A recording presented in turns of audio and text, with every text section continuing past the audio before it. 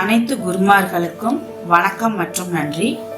Electropathy மருத்துவம் பற்றி சுருக்கமான சில தகவல்கள்.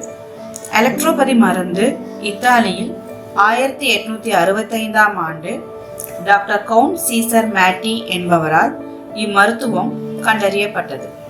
இது முற்றிலுமாக தாவரங்களை மட்டுமே சார்ந்த மருத்துவமாகும்.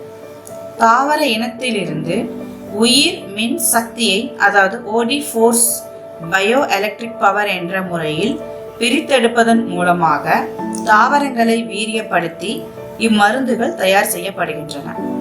அதனால் இதற்கு எலக்ட்ரோபதி மருத்துவம் என்று பெயர் சூட்டப்பட்டுள்ளது.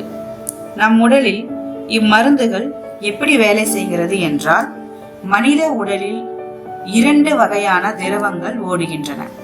ஒன்று இரத்தம், மற்றொன்று நிணநீர். இது திரவங்கள் முற்றிலுமாக கழிவுகள் சேரும் போது இது நோய் தாக்கம் அடைகிறது.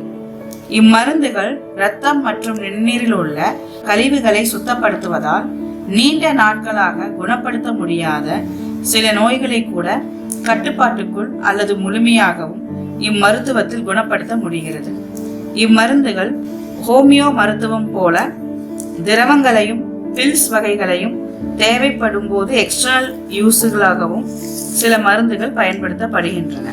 சிறுநீரக பாதிப்பு, சுகர், பிபி, கிரியேட்டின் மற்றும் யூரிக் ஆசிட், கிட்னி ஸ்டோன், வாய்ப்புண்கள், இடுப்பு வலி, முட்டி வலி, ஹேர்ஃபால், மனம் சார்ந்த மற்றும் உடல் சார்ந்த அனைத்து பிரச்சனைகளுக்கும், அனைத்து வகையான நோய்களுக்கும் இம்மருத்துவத்தின் மூலம் குணப்படுத்த முடியும்.